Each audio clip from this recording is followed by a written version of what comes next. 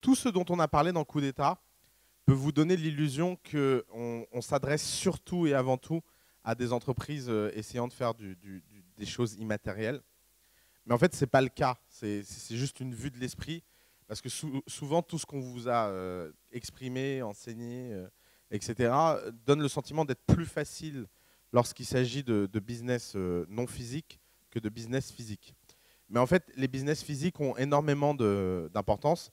Et alors, je vais mettre dans le même panier aujourd'hui les gens qui veulent faire du hardware, les gens qui veulent ouvrir un magasin, les gens qui veulent faire du service, pour vous montrer qu'en fait, tout ça répond au même effort. Il faut savoir que le hardware et le fait et à peu près tous les business qui impliquent des coûts structurels de fabrication ont toujours eu auprès des investisseurs, auprès du marché, très mauvaise réputation. Il n'y a encore pas si longtemps, si vous alliez voir un investisseur en lui disant bonjour, je veux fabriquer des chaises intelligentes, ou bonjour, je veux ouvrir le restaurant de demain, ou bonjour, je veux faire une voiture qui roule tout seul, il aurait dit non, ça ne m'intéresse absolument pas, c'est trop cher, c'est trop compliqué, c'est trop incertain, c'est beaucoup trop complexe en termes de distribution. Et tout ça fait que le hardware était balancé par la fenêtre. Et donc, vous auriez eu plein de problèmes à essayer de trouver le moindre soutien. Alors, ce n'était pas simplement en plus un problème en termes de soutien investisseur, c'était beaucoup plus général, puisque si vous regardez l'histoire de l'entreprise et que vous prenez la période 90-2008, 99% des entreprises qui ont atteint une échelle et qui comptent étaient des entreprises qui faisaient du logiciel et de l'immatériel au sens large. Les business de service, les business de hardware, les business qui avaient quelque chose et une part physique, besoin de beaucoup d'employés, datent tous, quand ils sont grands, d'avant 90.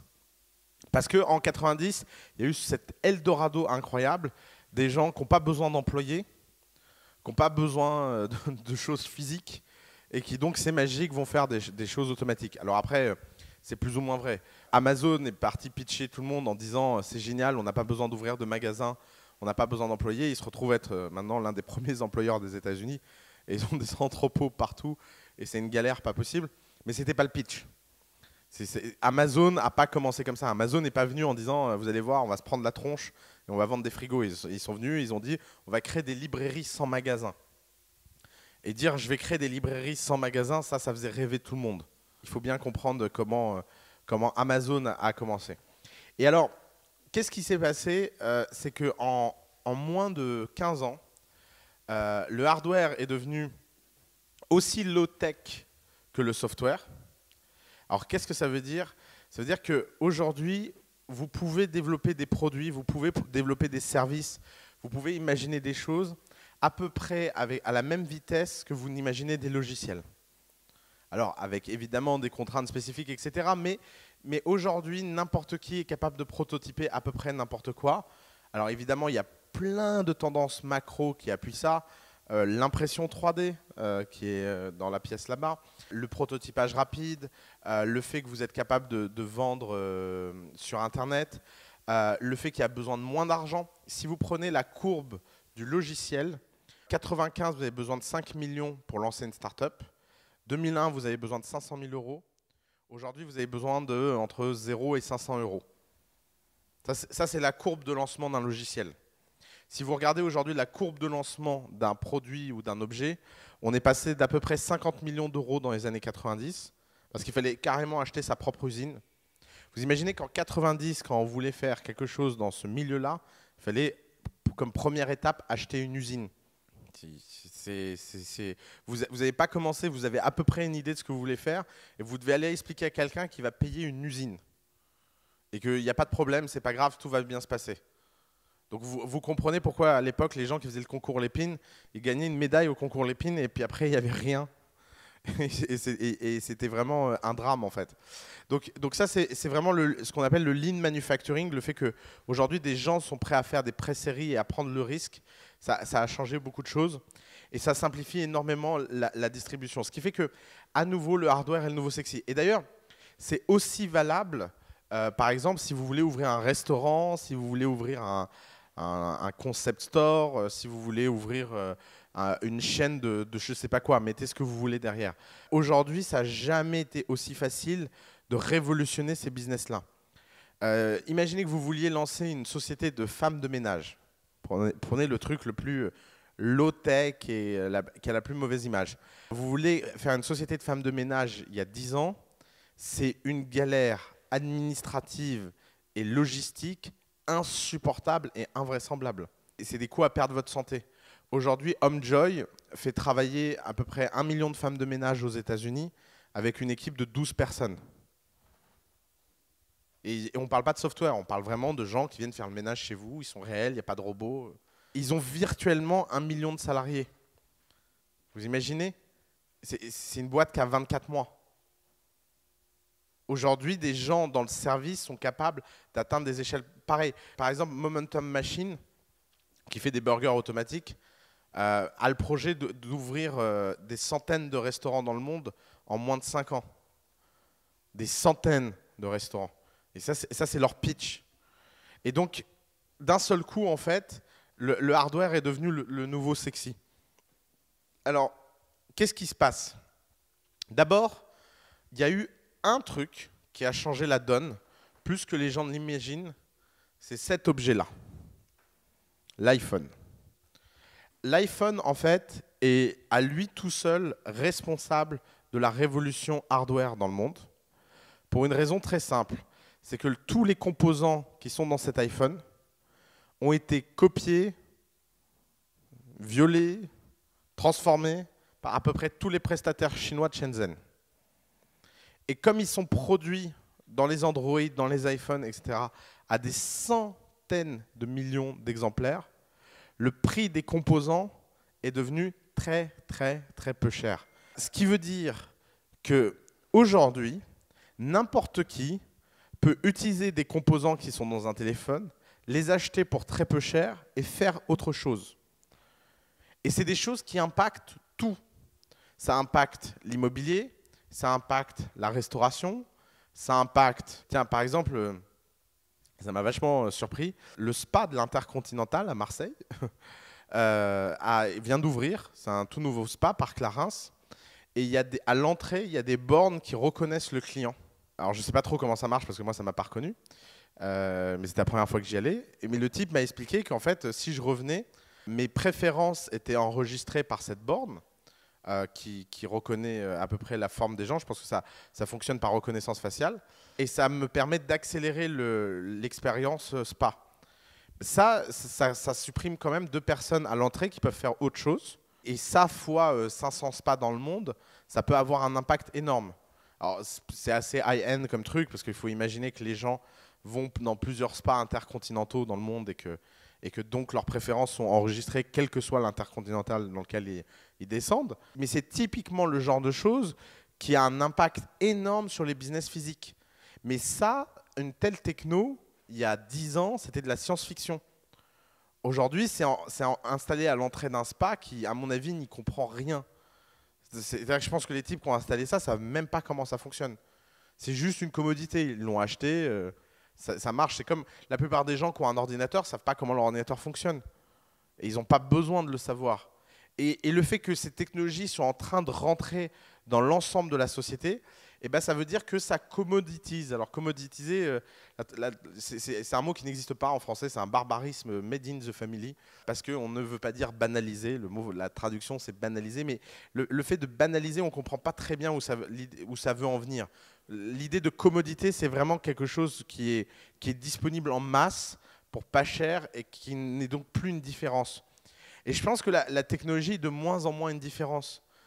Si vous vous projetez un minimum à 10 ans, dans 10 ans, tout le monde installera dans à peu près tous les services des technologies d'exception et ça paraîtra absurde aux gens comme comme il y a 10 ans, enfin peut-être pas il y a 10 ans, mais comme il y a 20 ans, il n'y avait que les hommes d'affaires richissimes qui avaient des téléphones portables. Aujourd'hui, le moindre adolescent a un téléphone portable. C'est plus. Avant, quand vous étiez homme d'affaires, c'était un avantage comparatif d'avoir le téléphone dans votre voiture. Vous pouviez faire des affaires en roulant, c'était le truc. Il y avait, les gens, quand les téléphones portables sont sortis, ne comprenaient pas à quoi ça servait. Ils disaient, mais pourquoi faire? J'ai pas besoin. Puis aujourd'hui, c'est la question inverse qu'on se pose. Comment les gens se donnaient rendez-vous sans téléphone portable? Moi, c'est un truc qui m'interroge beaucoup, en fait. Comment ils faisaient les gens avant? Et c'est ça, en fait, c'est ça le sujet. Alors, la deuxième chose, c'est que et je pense que le phénomène d'Internet des objets est un phénomène intéressant de ce point de vue-là. C'est que quand on parle d'Internet of Things, en fait, on essaie de faire passer une idée qui est qu'avant, les ordinateurs étaient connectés et pouvaient discuter entre eux, mais que maintenant, les objets sont connectés et peuvent discuter entre eux. Et la communication machine to machine, elle est en train de tout changer, parce que des choses qui avant étaient impossibles deviennent possibles, parce qu'il n'y a plus besoin d'intervention humaine pour que des machines se synchronisent et interagissent entre elles. Et ça, on n'est qu'aux prémices de ce qui est en train de se passer. Par exemple, on a une startup as a family qui fait du Bitcoin.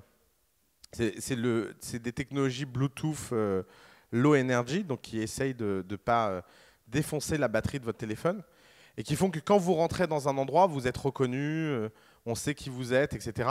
Mais surtout, votre téléphone va parler avec ces devices et va échanger de l'information sans que le magasin ou sans que vous n'ayez besoin d'interagir. Et ça, c'est vraiment le tout début d'une longue traîne sur tout ce qui va se passer en termes de connexion. Et imaginez votre frigo qui se remplit tout seul d'après une liste préenregistrée parce qu'il voit que quelque chose manque dans le frigo. Imaginez, je ne sais pas moi, votre téléphone qui indique qu'il y a un problème avec votre santé, votre voiture qui indique que vous avez eu un accident, etc., etc.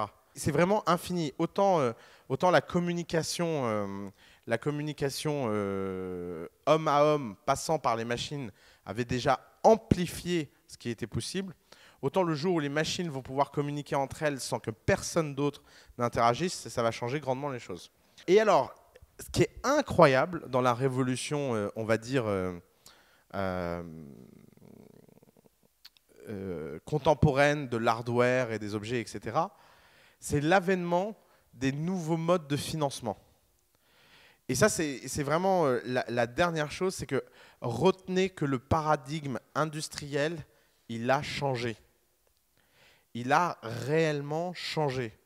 Le paradigme industriel du 19e siècle, c'est j'ai une idée, je fabrique, donc je finance. Une fois que j'ai suffisamment fabriqué, je distribue, et tout l'enjeu est de distribuer suffisamment massivement et suffisamment propriétairement pour donner l'illusion aux gens qu'ils n'ont pas d'autre choix que d'acheter, et je vends. Et donc c'est un modèle capitalistique à très très fort risque. Maintenant le modèle, c'est j'ai une idée, je vends, et seulement si ça vend, je cours après le financement et la distribution. Et ça change tout. Vous voulez ouvrir la clinique de demain ? On réfléchit beaucoup au sujet de la clinique de demain. Vous voulez ouvrir la clinique de demain ? N'ouvrez pas de clinique. Faites un film. C'est la meilleure façon de voir si les gens sont intéressés par une vision ou pas. Et ça, c'est Kickstarter, mais ce n'est pas seulement ça. Kickstarter, c'est juste la pointe immergée d'un iceberg. Kickstarter, c'est des gens qui ont compris ce paradigme et qui ont réussi à créer une communauté captive de 6 millions de personnes qui donnent de l'argent de façon récurrente. Ça, c'est Kickstarter. Mais le phénomène, il est beaucoup plus large que Kickstarter. C'est qu'aujourd'hui, les gens sont prêts à acheter des visions. Par exemple, il y a une société à Singapour qui a 200 ans. Elle est spécialisée dans les vitres. Vous imaginez, le business quand même le plus... les mecs fabriquent des vitres. Tout type de vitres. Des glaces, des miroirs, des fenêtres, des tables, du verre poli, du verre machin. C'est une boîte familiale qui est dirigée par la 4e génération dans la famille. Et elle a une particularité, cette boîte, qui est assez unique, c'est qu'à chaque génération, vous êtes nommé CEO pour vos 30 ans. On n'attend pas que vous deveniez vieux pour vous nommer CEO. On vous nomme CEO jeune. Ça fait 4 générations que ça arrive. Donc évidemment, quand vous êtes nommé dans une famille pareille et que vous êtes nommé jeune, la première chose que vous voulez faire, c'est tout changer. Qu'est-ce qu'il a fait, le dernier héritier? Il a dit, moi, je vais faire un truc, je vais faire un film d'inspiration extraordinaire qui va expliquer le verre de demain. Et on va lever de l'argent en bourse là-dessus. Tout le monde a rigolé. C'est il y a 7 ans. À l'époque, il n'y avait pas Kickstarter, ça paraissait pas évident. Ce type a levé 500 millions de dollars en bourse, à la bourse de Hong Kong, sur un film. Sur un film. Ils ont investi 5 millions d'euros pour faire le film. C'est une vraie super production. Mais c'est 5 millions d'euros infiniment plus intelligemment dépensés qu'ils n'auraient jamais pu faire en termes de prototype. S'ils avaient dépensé 5 millions pour faire un prototype du verre de demain, ils auraient eu les Google Glass. C'est que les gens se diraient, mais c'est pas possible, quoi. Ça marche pas, ce truc, quoi. Mince. Google Glass. Et c'est ça le sujet. Le sujet, c'est qu'aujourd'hui, vous n'avez plus besoin de fabriquer pour convaincre les gens. Et ça, c'est un changement de mentalité, c'est un changement sociologique profond. Et d'ailleurs, toutes les excuses que vous pouvez vous raconter. On a eu le fondateur de Kickstarter ici, Charles Adler. Je lui ai demandé quelle était la chose qui l'avait le plus impressionné sur Kickstarter. Il a dit c'est l'une des toutes premières campagnes qu'on a eues. On a financé un restaurant à San Francisco sur Kickstarter. Et alors, vous savez comment ils ont financé un resto? Les types, ils ont dit voilà, on va ouvrir un restaurant avec une carte extraordinaire et originale. On fait une campagne Kickstarter et on organise des dégustations des plats qu'on va faire dans le restaurant tous les mercredis pendant toute la campagne Kickstarter à telle adresse. C'est l'une des premières campagnes vraiment réussies sur Kickstarter. C'est ni un logiciel, ni un produit hardware technologique, c'est un restaurant. Et c'est ça, en fait, le changement profond de l'hardware. C'est que d'un seul coup, tout ce qui est dans le monde physique, et ce n'est pas simplement qu'une question d'objets. Les histoires d'objets connectés, etc., sont hyper intéressantes. Mais à nouveau, ce n'est qu'une toute petite partie d'un phénomène beaucoup plus large. Le phénomène beaucoup plus large, c'est la révolution des modes de financement grâce à quelque chose d'unique au monde. C'est que des gens au fin fond de l'Iowa peuvent financer un restaurant à San Francisco parce que des gens sur des photos ont l'air de trouver ça bon. Et que, je sais pas, ils trouvent la tête du mec qui ouvre le resto sympa et qu'il a une bonne énergie et que la vidéo est cool. Vous avez vu, parlons d'un sujet. Qui a vu Potato Salad là? Il y a un type qui a fait une campagne blague sur Kickstarter, 10 $. Mon rêve dans la vie, c'est de faire une salade de pommes de terre. J'ose pas me lancer, mais si les gens me donnent 10 $ sur Kickstarter, je me lancerai et je ferai la salade de pommes de terre et je la partagerai avec le type qui me finance 10 $. Le type en est à 60, hier, il en était à 70 000 $ collectés. Je ne sais pas combien il est aujourd'hui. Quelqu'un peut regarder combien, si ça a augmenté depuis hier. La presse entière est en train de se moquer de ce truc-là en disant c'est la folie de l'Internet, c'est n'importe quoi, les gens sont complètement idiots. En fait, c'est la presse qui n'a rien compris. Cette salade de pommes de terre représente le symbole de l'économie nouvelle. C'est que des gens sont prêts à donner de l'argent. Quand vous regardez le montant que les gens ont donné, c'est tout petit. Les gens sont prêts à donner en masse et de façon amplifiante de l'argent à quelqu'un parce qu'il est drôle. Parce que le texte de cette salade de pommes de terre, il est bien écrit. Parce que les vidéos que le mec font sont géniales. Et qu'en fait, c'est un sketch. Et ce que les gens sont en train de payer, c'est un sketch. Et les gens savent très bien que tout ceci n'est qu'une vaste blague. Mais tout ceci n'est qu'une vaste blague qu'ils ont envie de soutenir parce qu'elle représente en fait le phénomène. Et d'ailleurs, il y a un article dans Le Monde qui explique que quand même c'est limite éthiquement parce que le type va toucher de l'argent. Moi, j'ai le flux Facebook de tous mes amis aux États-Unis qui ont donné de l'argent et les mecs sont juste trop contents que ce type va toucher 70 000 $. Et il est là en fait le shift de mentalité. Le shift de mentalité, c'est qu'à un moment donné, les gens sont prêts à soutenir des choses parce qu'elles sont cool, parce qu'elles sont fun, parce qu'elles représentent quelque chose qui est en accord avec leur vision. Le mec ne va pas gagner des centaines de millions avec sa salade de pommes de terre, mais il va avoir une belle année devant lui et il va avoir un phénomène qui le dépasse et il va falloir en faire beaucoup de patates. En fait, il est dans la merde, le type. Franchement, ça m'a donné grandement espoir dans l'humanité, cette histoire de salade de pommes de terre. Et ça, en fait, ça change tout parce que aujourd'hui, vous avez des boîtes qui ont reçu énormément de financement. Nest, par exemple, les thermostats intelligents, 120 millions de dollars de financement. Leap, l'interface gestuelle sur les ordinateurs, a reçu 45 millions. Oculus Rift a reçu 91 millions. Parlons 2 minutes de Oculus Rift, par exemple.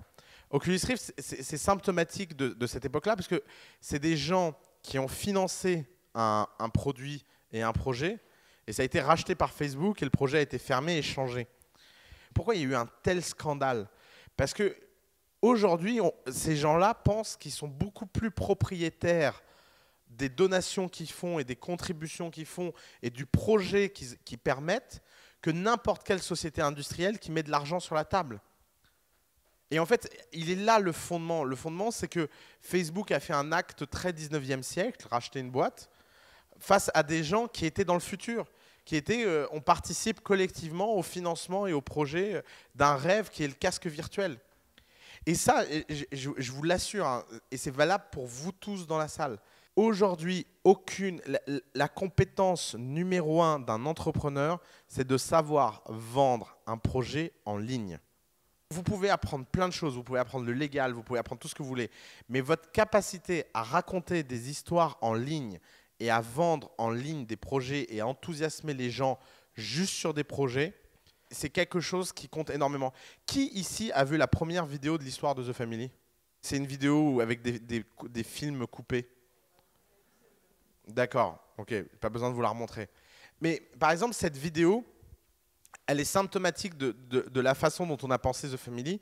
Quand on a fait cette vidéo, on n'avait pas de bureau, on n'avait pas de boîte, on n'avait pas d'équipe, on n'avait pas de stagiaire. En fait, on n'avait rien, on était juste tous les trois. Et j'ai écrit le texte de la vidéo après avoir vu Ratatouille pour la 10e fois de ma vie. Vraiment grand film, Ratatouille, je vous encourage tous à le voir. Et je me suis dit, tiens, c'est marrant, si on veut expliquer ce qu'est The Family, on a juste à faire un truc tout bête, c'est prendre des images pop qui nous parlent, et qui parlent à tous les gens à qui on s'adresse. Donc c'est facile de créer du lien. Les couper, mettre un texte et voir qu'est-ce qui se passe. Ça a été le fondement de notre action. On n'arrivait pas à y croire nous-mêmes. Quand on disait, de toute façon, quand on disait aux gens, ouais, on a reçu 300 candidatures, les gens étaient morts de rire. Ils n'y croyaient pas, en fait. C'était inimaginable, en fait. Et c'est ça, en fait, le véritable sujet. Juste pour vous donner un chiffre un peu macro, les VC technologiques, donc tous les gens qui d'habitude financent du software, ont l'année dernière mis 848 millions de dollars collectivement dans des entreprises qui font du software, du hardware ou du service. Et la mode de la révolution des services est en marche. Vous pouvez prendre à peu près n'importe quel métier traditionnel, de l'hôtellerie, la restauration, etc. Et vous pouvez imaginer la version du futur et vous allez pouvoir trouver des financements si vous arrivez à raconter la bonne histoire. Alors, tout ça vient avec une révolution des business models. N'oubliez jamais, en général, les grandes révolutions sont toujours accompagnées d'un business model nouveau qui les accompagne.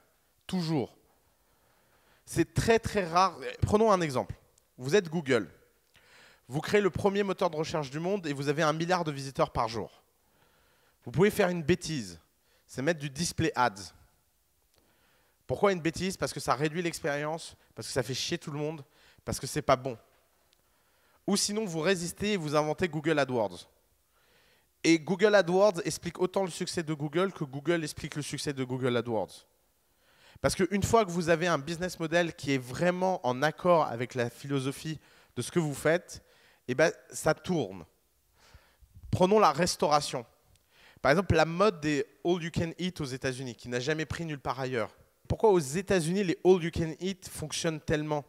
Parce qu'il y a quelque chose de très raccord avec la culture américaine où la quantité vaut mieux que la qualité. C'est le sentiment de satiété qui est recherché par cette société de la consommation. Pourquoi tous les restaurants qui ont essayé de copier ça à l'étranger ont mal fini? Et flunch en premier? Pour la raison très simple, c'est que partout ailleurs dans le monde, on se dit mais c'est pas possible, ça ne va pas être bon. Et les business models ont autant d'impact dans la structuration et la perception de ce que vous faites que ce que vous faites. Si par exemple vous développez un produit de luxe et que vous le vendez pas cher, vous n'arriverez jamais à le vendre. Parce que ce ne sera pas perçu comme quelque chose de luxe. Le luxe, c'est tout ce qui est plus cher que c'est nécessaire de l'être. Et il est là le sujet. Le sujet, c'est que vous devez être dans des réflexions profondes sur qu'est-ce que les gens... Et c'était notamment la question que tu me posais tout à l'heure. C'était, est-ce que je dois afficher le prix ou pas? J'en sais rien. Faut juste être en accord avec ce que les gens attendent. Et être raccord, c'est vraiment l'idée d'être raccord, en fait. Et être raccord, ça demande de vivre, en fait. Ça demande de développer de l'instinct, ça demande de comprendre les gens. C'est pas juste une méthode.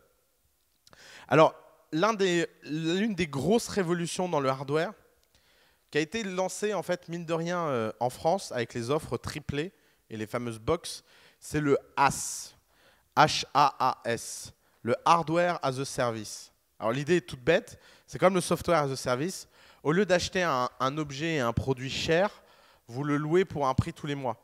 Quand Freebox vous envoie une box, vous payez un abonnement. Alors là, en plus, c'est un produit plus un service.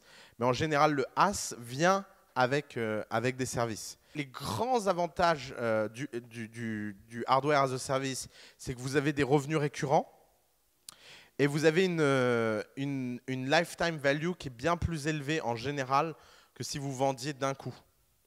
Parce que les gens se désabonnent rarement, en fait. C'est le genre de truc qui s'accumule jusqu'à l'expiration de la carte bleue, même quand ils ne l'utilisent plus. Vous n'imaginez pas la résilience des cartes bleues. Le problème, c'est qu'il faut énormément, c'est comme dans un SaaS, il faut énormément de capital, il faut avoir énormément de fonds, parce que vous, le produit, vous le payez. Si vous le payez 200 € et que vous le louez 20 $ par mois, ça veut dire que pendant 10 mois, vous commencez là, et pendant 10 mois, vous rattrapez votre perte. Et c'est seulement au 10e mois que vous gagnez de l'argent. Ça veut dire que c'est des boîtes qui ont des revenus comme ça, qui tombent dans les abysses un peu plus tous les mois, jusqu'à un moment où en fait la croissance de ce qui a été vendu est le volume de ce qui a été vendu est supérieur au volume de ce qui a été vendu est supérieur au volume de ce qui est vendu. Et donc la courbe s'inverse et vous finissez par devenir profitable. Mais il faut avoir le cœur solide, hein, parce que écrire du rouge à longueur de journée, psychologiquement, c'est jamais très facile en fait. Et puis il faut avoir des financiers encore plus solides que vous, parce que c'est eux qui vont payer le chèque. Un autre business model assez intéressant, je ne sais pas si vous connaissez Paper 53. Personne ne connaît Paper 53. C'est un stylo smart et connecté et qui est écrit comme un crayon de papier, quoi. Et qui permet de faire des dessins, par exemple, et ça enregistre le dessin. Et alors, le business model de Paper 53, c'est le hardmium. De toute façon, vous allez voir, on réinvente toujours, on reprend toujours des modèles et on les applique. Alors, qu'est-ce que c'est le hardmium? C'est le fait que vous offrez gratuitement le hardware, gratuitement, et par contre, vous faites payer le software et le service de façon récurrente. Alors, ça a un avantage énorme, c'est qu'à peu près n'importe qui vous achète votre objet. Par exemple, c'est Square. Square, c'est un hardmium. Ils distribuent leur objet gratuitement. Par contre, à chaque fois que quelqu'un paye, il touche une commission. L'autre gros avantage, c'est que vous développez une communauté tellement vaste, tellement vite, que vous obtenez du feedback beaucoup plus rapidement. Parce que vous n'avez pas besoin d'attendre que ce soit vendu et que les gens achètent pour avoir du feedback. Alors, il y a un gros problème avec ces business models-là. C'est ce qu'on appelle le free rider effect. C'est que d'un seul coup, vous avez plein de gens qui ont juste un intérêt énorme à simplement en acheter, mais pour jamais l'utiliser, mais parce que c'est cool. Et donc, vous avez toute la communauté des hyper early adopters qui vous commandent massivement des choses alors que ça ne les intéresse pas. Et ça peut avoir un coût délirant, en fait. Et notamment, Paper 53, ça a été surtout utilisé par des gens qui ne savent pas dessiner, mais qui trouvaient ça tellement cool d'avoir un stylo connecté. Mais je pense qu'ils n'ont jamais payé le service après, en fait. C'est le gros problème, en fait. Et je pense que le bon raisonnement sur le hardmium, c'est quand vous avez quelque chose de profondément consumer et qui se répète. Un truc dans l'automobile peut être hardmium, par exemple. Typiquement.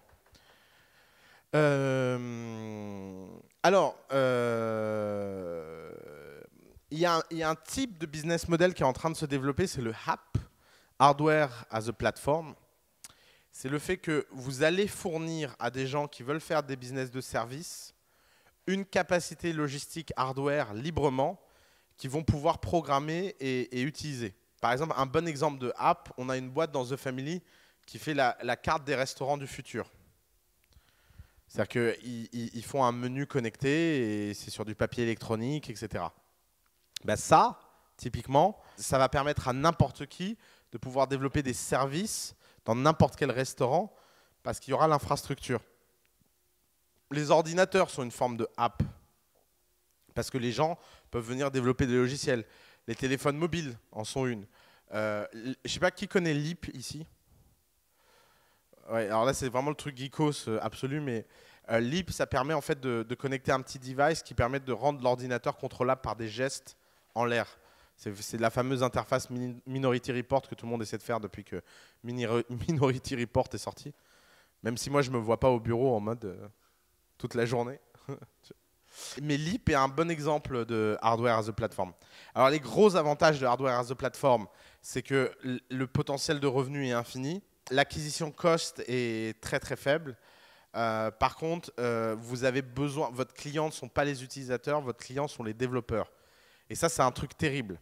Parce que vos consommateurs sont les utilisateurs, mais vos clients sont les développeurs. En général, quand dans une société, vous avez une distinction entre les consommateurs et les clients, c'est le début de la galère. Vous voulez un exemple typique? Les jouets pour enfants. Les jouets pour enfants, votre consommateur, c'est les enfants, mais votre client, c'est les parents. C'est eux qui achètent. Et c'est pour ça que développer des jouets pour enfants, c'est très, très, très, très dur. Un autre exemple, si vous faites du logiciel d'entreprise, vos consommateurs sont les gens en entreprise, mais votre client, c'est le DSI. Et je ne sais pas s'il y a des DSI dans la salle, mais c'est la pire population à qui parler. C'est connu, quoi. Vaut mieux se jeter par la fenêtre que de commencer à parler avec un DSI. Ces distinctions font que ça peut être très très dur de développer quelque chose. Alors, un business model très intéressant en pleine émergence, qui est le hard data.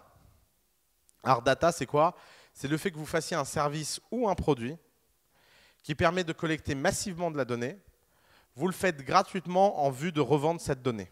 Alors, vous voulez un hard data très original et intriguant? Le médecin as a service. J'ai vu ça hier. Je vous fais le pitch. Votre médecin est gratuit. Vous ne payez rien. Il est payé par des sociétés pharmaceutiques. En échange, vous vous engagez à tout ce qu'il fait sur vous. Les datas servent à des labos pour faire des expériences et accélérer le rythme des tests cliniques. Les labos pharmaceutiques ont tellement d'argent que payer des armées de médecins, c'est vraiment facile pour elles. Et donc, vous offrez une forme de médecine gratuite parce que, en échange, vous devez remplir des questionnaires. Et donc, au lieu d'avoir une consultation qui est seulement orientée sur vous, vous avez une consultation qui est orientée sur vous, plus sur l'environnement. C'est hyper sérieux comme sujet. Et ça, dans le genre disruption qui font hyper mal, si les labos pharmaceutiques arrivent à faire une révolution pareille, c'est-à-dire que les labos pharmaceutiques vont intégrer la chaîne de valeur entre les médicaments et les médecins. Et là, pour le coup, dans le genre menace pour la démocratie, là, ça se pose là. C'est-à-dire que vous devenez payeur, distributeur, et ça devient très compliqué à gérer. Sauf qu'il y a un problème, c'est qu'il n'y a aucun régime de sécurité sociale du monde qui survit. Aucun. Vous savez, c'est toujours comme ça que ça commence les problèmes. C'est quand vous avez un business model qui n'est pas sain et qui accumule de la dette, à un moment ou un autre, les gens en ont marre et sont prêts à prendre des solutions qui sont à l'extrême opposé et qui ne sont peut-être pas en fait les solutions les plus agréables. Mais par exemple, cet exemple de hard data, alors il y en a d'autres, par exemple Nest, le thermostat. Le thermostat coûte 250 $ ou 300 $ à fabriquer, je crois, et ils vous le vendent 99 $. Donc c'est pas gratuit, mais c'est, disons, à 2/3 subventionné. Pourquoi? Parce qu'ils veulent récupérer toutes les données de la maison et devenir le cœur de l'information. C'est pas pour rien que Google les a rachetés. En fait, c'est terrible parce que quand tu es le meilleur et qu'en plus tu es le moins cher, parce que tu peux te permettre de vendre à perte parce que tu as levé je ne sais pas combien de centaines de millions, d'un seul coup, en fait, la notion même de concurrence disparaît, en fait. Parce que tu ne sais pas quoi faire, en fait. Si un type te dit, moi, je fais le meilleur truc et en plus, je te le donne, et toi, tu dis, oui, alors moi, je fais un truc moins bien et en plus, c'est cher, mais j'ai pas d'argent. Ça devient un vrai problème. Mais ils sont, enfin, les stratégies monopolistiques, il y a un endroit au monde où ils sont bons, c'est les États-Unis, et c'est parce qu'ils sont capables de faire des paris incroyables. Imaginez le pitch. Vous arrivez chez quelqu'un et vous lui dites, voilà, il faudrait que je lève 170 millions de dollars pour faire une boîte en fait où je vais offrir des thermostats pratiquement gratuitement à tout le monde parce qu'on va capter plein de data et grâce à ça, dans 10 ans, on va pouvoir commencer à gagner de l'argent. Enfin, je pense que la plupart des financiers dans le monde se disent oui, oui, oui, très intéressant. Revenez me voir quand vous revenez me voir bientôt. Et c'est la grande capacité américaine à produire du truc. Un autre exemple de hard data assez intéressant, c'est tous les gens qui vous proposent en fait de vous fournir un service à un prix ridicule en échange de pouvoir capter de la donnée sur vous. Et c'est pas nouveau, c'est toutes ces histoires de sondage.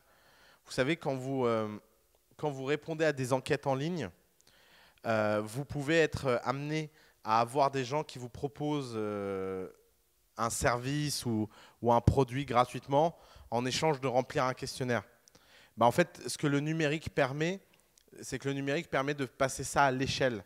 Avant, il y avait quelques personnes qui étaient acquises dans la rue de façon un peu désordonnée. Maintenant, vous pouvez imaginer que les gens sont acquis massivement en ligne. Alors, il y a un problème dans ces business models, c'est qu'il n'y a pas encore une boîte au monde qui a trouvé une méthode de monétisation de la data efficace. Juste petit risque dans ces modèles, assez minime en fait. Alors, tout ça est vrai et toute la révolution hardware est super intéressante, mais il y a quelque chose d'encore plus important à garder en tête. C'est que si vous faites quelque chose qui est dans le monde physique, vous n'avez qu'une seule obsession, le cash. Parce que le cash, c'est dans le software, l'internet, etc., cash is king. Mais alors, dans la réalité, cash is mega king. Parce que d'un seul coup, il y a plein de choses qui peuvent tourner très mal si vous êtes à court de cash. Si vous avez un restaurant et que vous ne payez pas votre loyer, vous n'avez plus de restaurant. Si vous vendez des enceintes et que vous ne payez pas votre fournisseur qui fabrique les enceintes, vous n'avez plus d'enceintes. Donc ça crée une structuration de boîte qui est un peu spécifique. C'est que c'est des structurations où le cash flow et la capacité à lever de l'argent pour financer les différents cash flows est incroyablement importante. C'est-à-dire que la tâche numéro 2 de quiconque veut faire quelque chose qui est ancré dans le monde physique, après avoir créé un produit d'exception, c'est vraiment les levées de fonds. Beaucoup plus que dans le software. Les levées de fonds dans le software, c'est assez facile, c'est assez normé. Vous levez entre 500 et 1,5 million au premier tour, entre 1,5 million et 5 millions au deuxième tour, entre 5 et 15 millions au troisième tour, et puis après, vous êtes indépendant ou vous IPO. Si vous êtes Uber, lever de l'argent, c'est un truc que vous pensez le matin en vous levant, vous y pensez le soir en vous couchant. Et c'est la seule obsession. C'est comment mettre plus d'argent dans la machine, plus d'argent dans la machine. Si vous créez n'importe quel service physique, le fait de payer les gens, etc., est un vrai sujet, en fait. Donc, vous avez besoin d'énormément de cash. Le gros avantage, c'est que vous avez besoin de moins de cash qu'avant. Par exemple, aujourd'hui, une phase de prototyping, ça coûte entre 25 000 et 100 000 euros.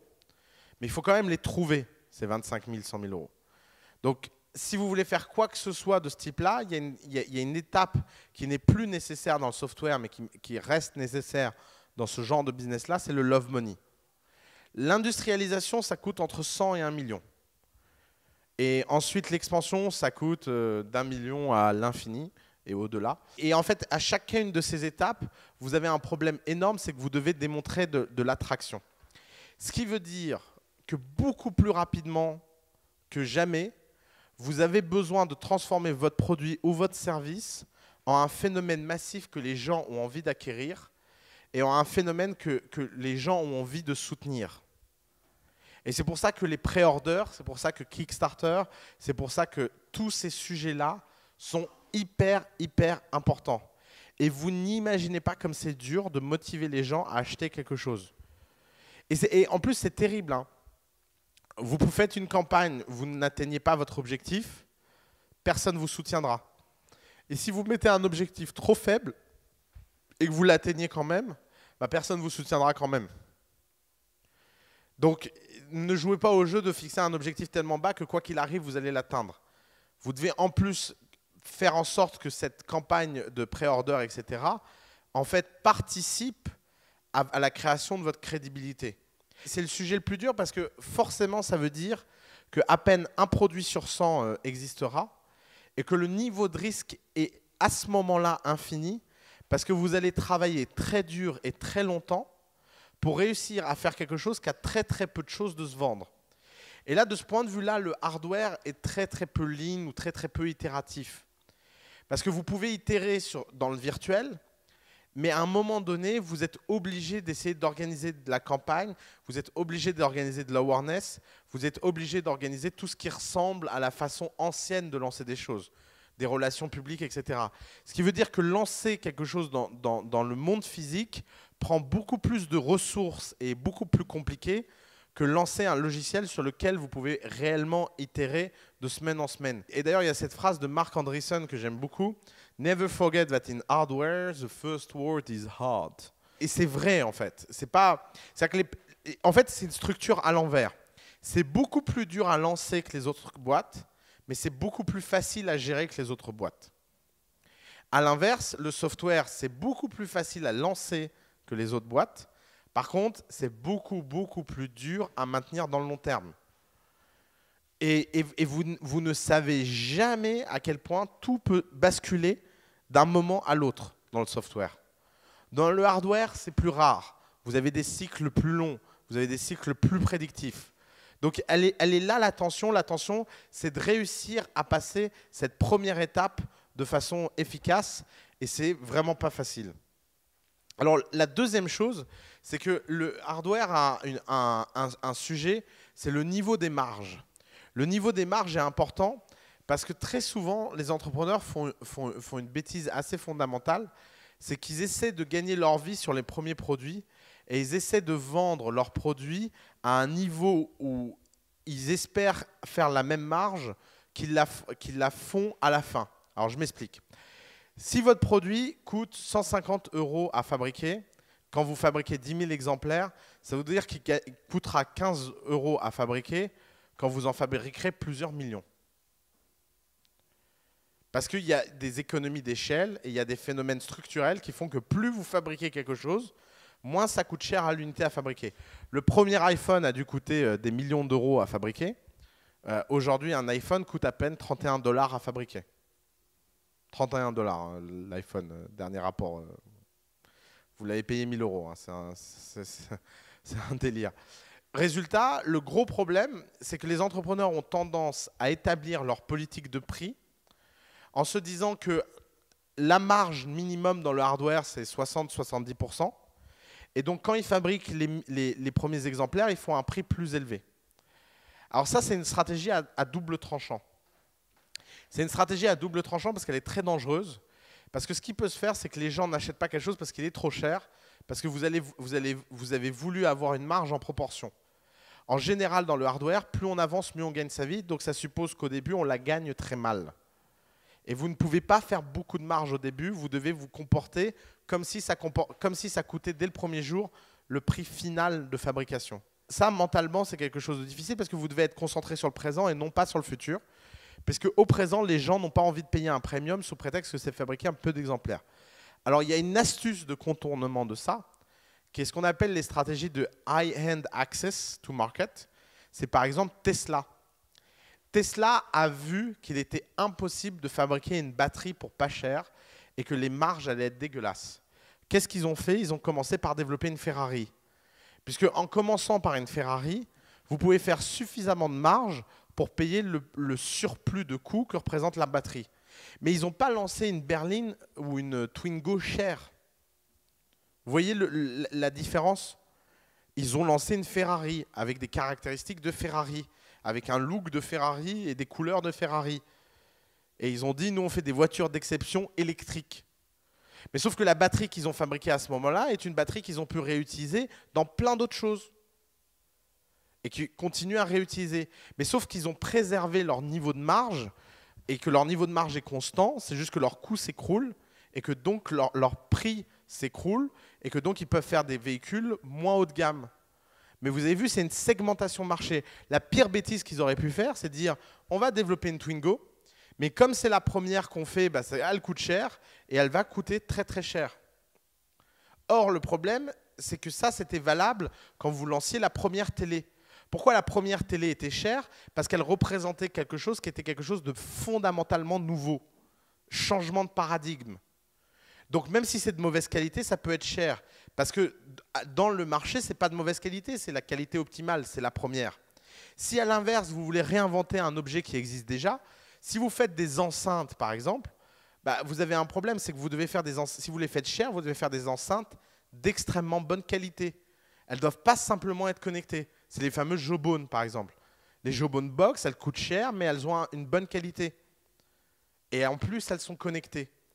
Et vous devez voir ces histoires de connectés, smart, etc., exactement comme on voit l'électricité. Vous savez, dans la plupart des boîtes, il y a des directeurs au numérique. Pourtant, il n'y a aucun directeur à l'électricité. Vous imaginez dans une boîte un type qui vous dit « Bonjour, je suis le responsable de l'impact de l'électricité sur notre business ». Et pourtant, l'électricité, ça a un impact à l'ensemble des échelles. S'il n'y a pas d'électricité, il n'y a rien. C'est un élément vital, l'électricité. Et bien, le numérique, c'est la même chose. Vous ne pouvez pas vous dire que je vais faire une... Ah, c'est génial, je vais faire une brosse à dents smart. Les gens s'en fichent que la brosse à dents soit smart. C'est une commodité qu'elle soit smart. Elle doit être smart pour de bonnes raisons. Parce que c'est une meilleure expérience de brossage, parce que c'est je ne sais pas quoi.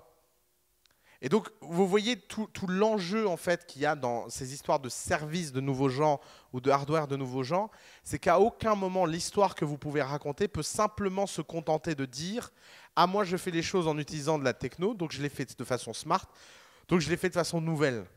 Le sujet est ailleurs. Le sujet, c'est que vous devez réussir à expliquer aux gens pourquoi vous faites quelque chose de mieux. Donc, les histoires de marge ont aussi un impact sur la distribution.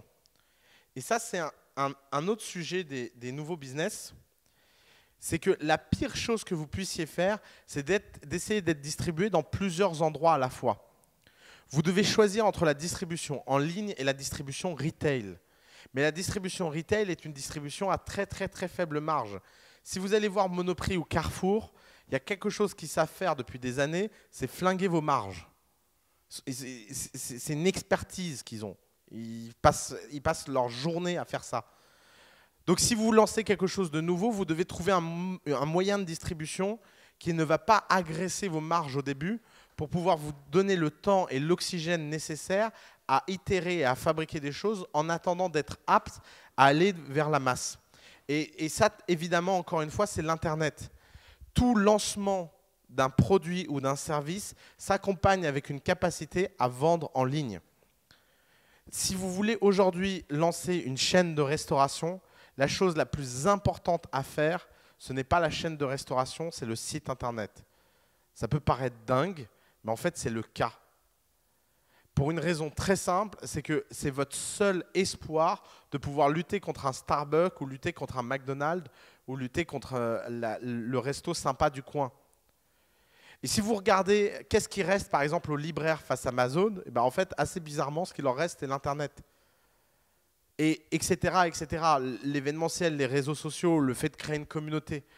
Plus ces géants vont réussir à commoditiser des fonctions entières de la société, plus les niches auront besoin d'être de très très haute qualité et d'être hyper solides sur leurs arrières. Et c'est ça en fait le sujet. Soit vous êtes un géant, soit vous êtes petit, mais vous êtes très très très solide. Vous êtes une forteresse imprenable.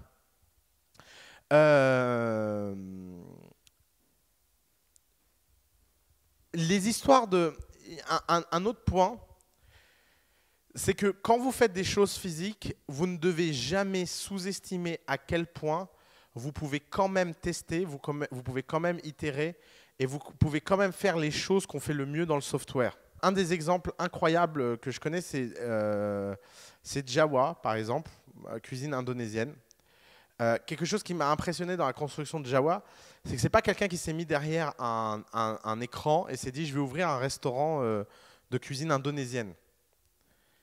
Tous les soirs, elle a fait un service de traiteur pendant plus d'1 an, à livrer des gens et à fabriquer des plats sur mesure indonésiens. Qu'est-ce que ça a fait? Ça a fait que pendant 1 an, elle a acquis de l'information et de l'argent au passage sur qu'est-ce que les gens aiment, qu'est-ce que les gens n'aiment pas. Vous voyez la différence entre ouvrir un restaurant de façon itérative et ouvrir un restaurant en faisant un business plan. Quelle est la première chose que les gens vous disent quand vous ouvrez un restaurant? C'est va voir un banquier, fais un business plan, présente-lui ton dossier, réfléchis dans ta caverne et ressors quand tu seras prêt, jeune padawan. Et c'est complètement ahuri parce qu'un restaurant, ce qui compte, c'est ce que les gens mangent. Et ce que les gens mangent, vous pouvez le faire dans votre cuisine en invitant les gens chez vous et en les faisant payer. Et avant, être un traiteur, c'était un sujet en soi. Aujourd'hui, vous avez Allo Resto. Vous pouvez vous inscrire sur Allo Resto et recevoir des commandes tous les jours alors que vous n'avez pas vraiment de restaurant. Il vous suffit juste d'une cuisine. Et ça, en fait, ça change tout et ça change tout à tous les niveaux. Avant, quand vous ouvriez un restaurant, vous ne pouviez pas commencer par être un traiteur parce qu'être un traiteur, c'était un problème de distribution en soi. Maintenant, être un traiteur, c'est une commodité. Et donc, la seule chose que vous avez à faire, c'est de vous concentrer sur le développement d'une carte et de cuisine.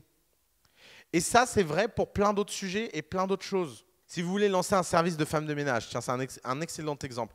Vous voulez lire des articles intéressants, allez lire l'histoire de Homejoy. H-O-M-E-J-O-Y. Allez tous lire les articles qui ont été écrits sur Homejoy.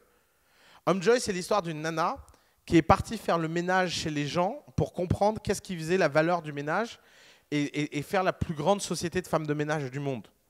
Et elle est en train de devenir un géant. Elle s'est lancée dans 180 villes aux États-Unis en moins de 24 mois. C'est délirant. La dernière fois que j'ai regardé les chiffres, elle a été lancée dans 30 villes. Il y a un article qui a été écrit quand elle a été lancée dans 60. Maintenant, elle est dans 180 et j'ai l'impression qu'elle va plus vite qu'il est possible d'imaginer d'aller. Or, pourquoi Homejoy est possible? Homejoy est possible parce que Craigslist existe. Si Craigslist n'existait pas, ce serait impossible pour Homejoy d'exister.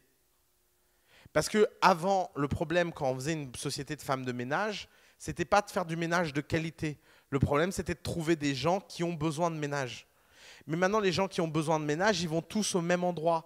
Ils vont sur Craigslist. Et parce qu'ils sont tous sur Craigslist, si vous arrivez à les capter d'une meilleure façon, avec une meilleure qualité, c'est vous qui gagnez. Et c'est ça le grand enseignement que vous devez comprendre. C'est que pendant très longtemps, les histoires de business étaient des histoires de distribution. Ce qu'il fallait maîtriser, c'était la distribution. Aujourd'hui, la distribution pour la plupart des produits physiques est en ligne. Vous savez combien ça prend de temps d'avoir un produit référencé sur Amazon? 5 jours et un rendez-vous. 5 jours et un rendez-vous et vous êtes référencé sur Amazon. Vous imaginez ce que ça veut dire?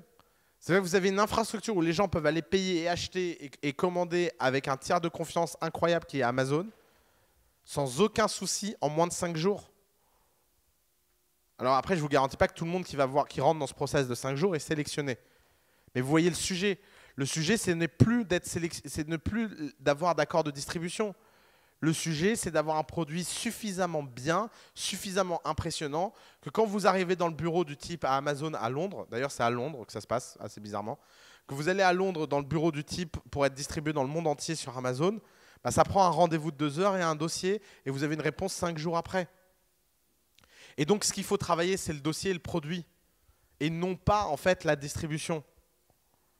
Quand vous voyez le temps qu'il faut pour que des vendeurs de jus de grenade soient distribués dans des casinos et des monoprix, c'est 3 à 5 ans de discussion, de machin, de trucs. L'Internet a complètement changé ça. Complètement. Et ce qui fait que, reprenons l'exemple du restaurant tout à l'heure, c'est que si vous êtes traiteur pendant 1 an, c'est-à-dire que le jour où vous lancez votre resto, dès le premier jour, vous avez déjà un fichier client de gens qui vous aiment. Si vous arrivez à livrer 4 personnes par soir et que vous le faites pendant 1 an, ça fait quand même 1200 personnes. Ça fait déjà 1200 clients le premier jour qui connaissent votre restaurant, vous n'avez même pas commencé. Vous voyez la grande différence entre le monde d'avant et le monde d'aujourd'hui? Dans le monde d'avant, quand on ouvrait un restaurant, il fallait attendre en moyenne entre 3 à 6 mois pour commencer à avoir de la clientèle et que ce soit plus l'effet vide. Moi, j'ai un ami, il a ouvert un restaurant. Au début, il demandait à des amis de faire les figurants parce que quand c'est vide, les gens ne rentrent pas. Et donc, les gens venaient et consommaient gratuitement pour faire les figurants, pour essayer d'amorcer la pompe.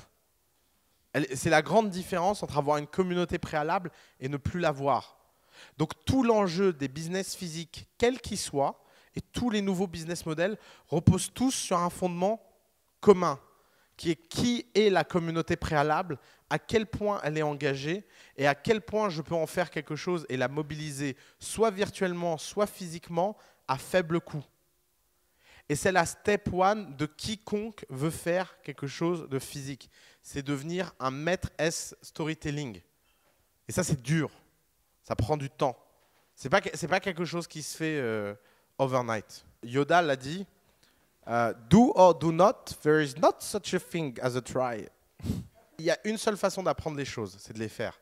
Et de les faire jusqu'à vomir. Encore une fois, si vous avez vu Jiro Dream of Sushi, vous saurez comment on fait du riz. Il y a une seule façon de faire du riz, c'est pendant 10 ans, vous faites du riz matin, midi et soir. Même si vous êtes mauvais. D'ailleurs, si ça se trouve, il y a un type chez Jiro qui a réussi à se servir du riz dans le restaurant au bout de 3 ans parce que c'était une star. Dans la vie, tout est toujours une courbe de Gauss. Il y a les gens qui sont très en avance, il y a les gens qui sont très en retard et la majorité des gens sont distribués au milieu. C'est comme ça.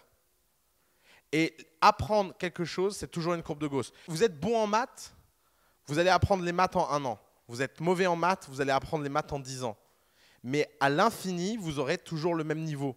Le problème, il n'est pas là. Le problème, c'est que ce qui se passe, c'est que quand ça prend plus de 3 ans à apprendre quelque chose, vous en avez tellement marre et vous êtes tellement fatigué que vous êtes dégoûté et vous ne progressez plus. Et que le type qui a mis 1 an, lui, est tellement motivé, tellement passionné qu'il continue sa courbe d'apprentissage. C'est pour ça que, en fait, le problème des courbes de Gauss, c'est que si vous mettez un niveau, en fait, elles dépendent vraiment de beaucoup de choses. Il y a des gens qui ont du talent, il y en a qui n'en ont pas. Mais à la fin, entre les gens qui ont du talent et les gens qui n'en ont pas, c'est le travail qui paye.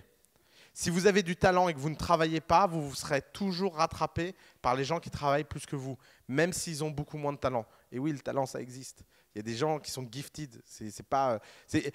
N'allez surtout pas affronter la réalité en vous disant qu'il n'y a pas des inégalités structurelles entre les gens sur les sujets. Il y a des choses où on est plus ou moins naturel. Mais il faut toujours, sur les sujets où on n'est pas naturel, travailler beaucoup plus dur. Parce que vous avez besoin de travailler sur ces choses-là si elles sont nécessaires à votre business. Les Américains parlent de whatever it takes. Et j'aime beaucoup cette idée, c'est quoi qu'il en coûte. Quand on a fondé The Family, le dernier sujet dont j'avais envie de m'occuper, c'était les réglementations AMF. Franchement, vous ne croyez pas qu'un matin, je me suis levé en me disant ah, l'AMF, l'autorité des marchés financiers, c'est quand même un truc fascinant. Je trouve ça génial. On s'est tapé à peu près tous les textes possibles et inimaginables. J'ai vu à peu près tous les avocats du monde. Et aujourd'hui, je pense que je connais le sujet mieux qu'à peu près 99% des gens. Mais pourquoi? Parce que whatever it takes, c'est important, ça fait chier, mais ce n'est pas le côté agréable du business, mais il faut le faire. Et d'ailleurs, c'est toujours dans ces 10%-là qu'on voit la différence entre les gens qui gagnent et qui perdent. Est-ce que vous avez des excuses ou est-ce que vous n'en avez pas? Quand vous avez des excuses à ce que vous faites, parce que ça ne vous plaît pas, parce que je ne sais pas quoi, désolé de le dire aussi durement, mais moi, à chaque fois que j'entends quelqu'un me dire en rendez-vous, oui, mais ce n'est pas mon truc de, à chaque fois, je lui fais perdre 100 points dans ma grille. Parce que, pour une raison simple, c'est que ça veut dire qu'à un moment, d'ailleurs, c'est pour ça que les inconscients dans l'entrepreneuriat réussissent autant. Et c'est pour ça qu'il y a autant de gens arrogants dans l'entrepreneuriat.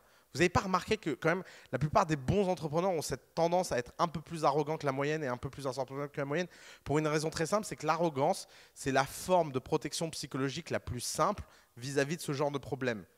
C'est tout. C'est pour ça que ça crée un biais de sélection. Les gens arrogants se disent oui, bah, de toute façon, j'y arriverai bien. Et cette attitude de toute façon, j'y arriverai bien, c'est une attitude qui drive. Parce que même si vous êtes mauvais, même si vous êtes lent dans votre courbe, vous finirez toujours à un moment ou à un autre par être meilleur. Donc, pour le storytelling, il faut en faire tous les jours. Et encore une fois, tout est question de niveau d'engagement. Vous ne pouvez pas faire les choses à moitié. Je vois trop d'entrepreneurs. C'est comme les histoires de landing page. Une landing page, ça se refait 500 fois, les gars. Je ne déconne pas. 500 fois. Minimum. On vous dit, il faut faire des landing pages, vous en faites une, vous la postez, vous recevez 4-5 feedbacks et c'est bon. Non, c'est des trucs qui se travaillent avec une précision et une minutie qui sont proches de la folie furieuse, en fait. Si vous n'avez pas l'impression d'être un fou furieux, c'est qu'il y a un problème dans ce que vous faites. Merci beaucoup.